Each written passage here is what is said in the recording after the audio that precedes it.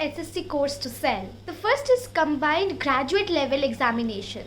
This examination is conducted to recruit to various Group B and Group C non-gazetted posts in different organizations or departments. Junior Engineer. This examination is conducted to hire someone for the post of Junior Engineer in various departments, organization or government. Stenographer. This examination is conducted to recruit someone for the post of stenographer in different organization or departments. The next is Constable. Constable Executive is another examination that is conducted to hire someone for the post of Constable Executive in different organization. Multitasking Staff. This is another examination that is conducted to recruit someone for the post of Multitasking Staff, Junior Hindi Translator.